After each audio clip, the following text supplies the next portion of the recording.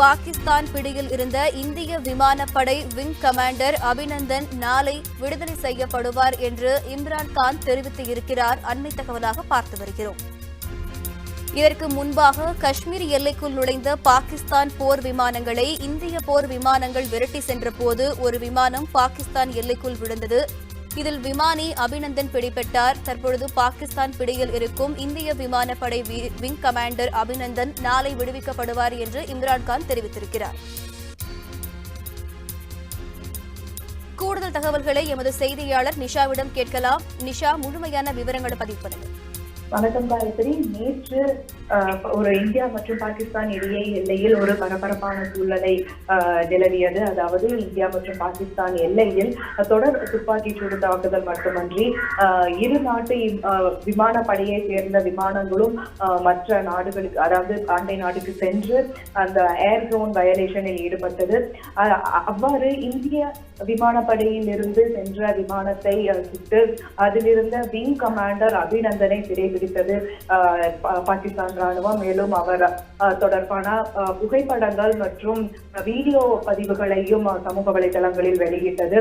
அதனைத் தொடர்ந்து நாடு முழுவதும் கடும் எதிர்ப்பு தொடங்கியது. அதாவது பாகிஸ்தான் ராணுவத்தின் நடவடிக்கைக்கும் மேலும் அவரை பத்திரமாக மீட்டு இந்தியா அவரை அழைத்து வர வேண்டும் என்பது குறித்தும் நாடு முழுவதும் கோரிக்கைகள் எழுப்பின. மேலும் ட்விட்டர் போன்ற சமூக வலைதளங்களிலும் அபிநந்தனுக்கு ஆதரவு அதிகமாக இருந்ததை நாம் கண்டோம்.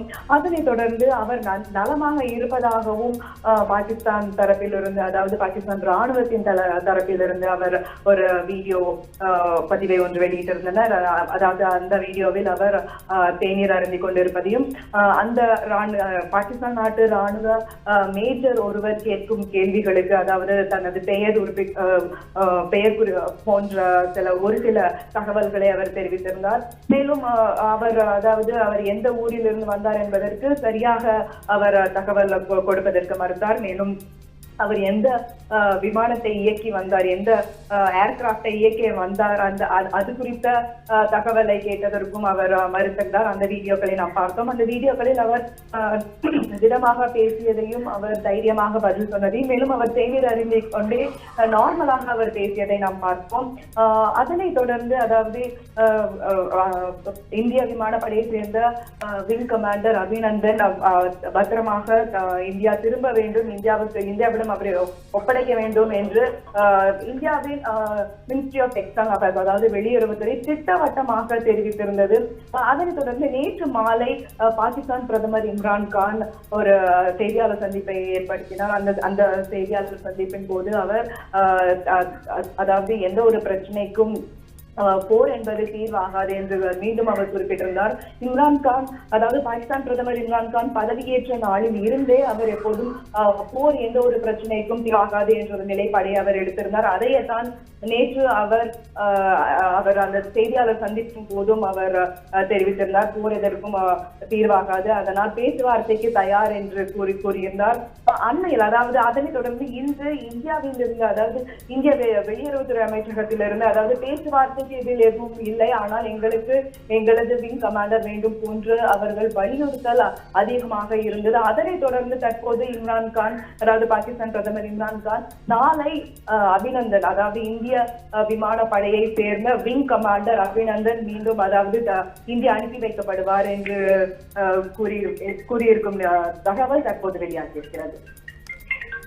நிஷா, பாகிஸ்தான் பிரதமர் நாளை அபிநந்தன் விடுவிக்கப்படுவார் அப்படின்னு சொல்லியிருக்காரு.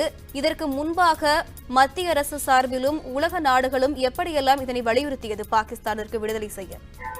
இந்தியா பாகிஸ்தான் பிரச்சனையை பொறுத்தவரையில், அதாவது 14ஆம் தேதி நம் அனைவருக்கும் தெரியும் 40க்கும் அதிகமான சிஆர்பிஎஃப் வீரர்கள், அதாவது வீரர்கள் மீது தாக்குதல் நடத்தியது. 40க்கும் அதிகமானோர் மரணம் அடைந்தனர். அதற்கு யுஎஸ், யூகே, பிரான்ஸ் உட்பட பல நாடுகள் இந்தியாவுக்கு ஆதரவு அளித்திருந்தது. அதை நாம் பார்த்தோம்.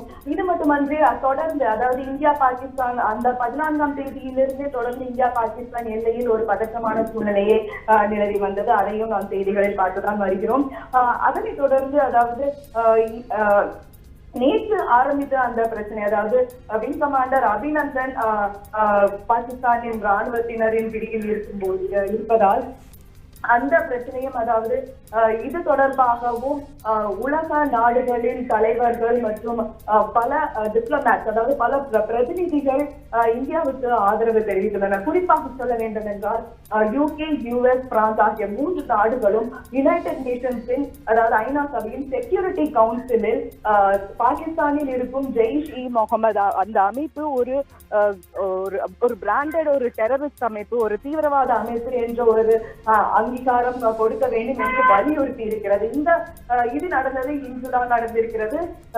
அதாவது அமெரிக்கா, UK மற்றும் பிரான்ஸ் ஆகிய 3 நாடுகளும் ஐநா சபையில் உள்ள செக்யூரிட்டி கவுன்சிலில் இதை வலியுறுத்தியுள்ளது. அதாவது அவர்கள் கூறியது போல் அந்த ஜெய்ஷ்-இ-முகமது அமைப்பை தீவிரவாத அமைப்பாக ஐநா அறிவித்துவிட்டால் ஜெய்ஷ்-இ-முகமதின் தலைவர் அல்சார் என்பவர் அவர் வெளிநாடுகளுக்கு எங்கேயுமே அவரால் பயணம் செய்ய முடியாது. மேலும் அவரது சொத்துக்கள் அனைத்துமே முடக்கப்படும். மேலும் அவரது அமைப்பின் கட்டுப்பாட்டில் இருக்கும், அவரது அமைப்புக்கு சொந்தமாக இருக்கும் அனைத்து வெப்பன்கள், அதாவது அனைத்து வெப்பன்களுமே அவரிடமிருந்து பறிமுதல் செய்யப்படும். இது போன்ற பல நாடுகள், முக்கியமாக நாம் பார்த்தோம் ட்ரம்ப், அதாவது அமெரிக்கா அதிபர் ட்ரம்ப் கூட சொல்லியிருந்தாரு, இந்தியா பாகிஸ்தானோட பிரச்சனை அதி விரைவில் ஒரு முடிவுக்கு வர வேண்டும் என்றும் அவரும் வலியுறுத்தி இருந்தால், இது போல் பல நாடுகளின் தலைவர்கள் இந்தியாவுக்கு ஆதரவு தெரிவித்தும் பாகிஸ்தானில் இந்த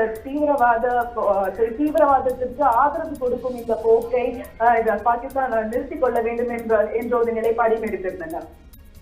பாகிஸ்தான் பிடியில் இருந்த இந்திய விமானப்படை விங் கமாண்டர் அபிநந்தன் நாளை விடுவிக்கப்படுவார் என்று பாகிஸ்தான் பிரதமர் தெரிவித்திருக்கிறார். தகவல்களை பதிவு செய்தமைக்கு நன்றி நிஷா. உண்மை செய்திகளை உங்கள் கண்முன் கொண்டு வரும் காவிரி நியூஸின் யூடியூப் சேனலை சப்ஸ்கிரைப் செய்யுங்கள். நொடிக்கு நொடி நாட்டு நடப்புகளை தெரிந்து கொள்ள kaverinews.tv, Facebook, Instagram, Twitter போன்ற சமூக வலைதள பக்கங்களோடு எப்போதும் இணைந்திருங்கள்.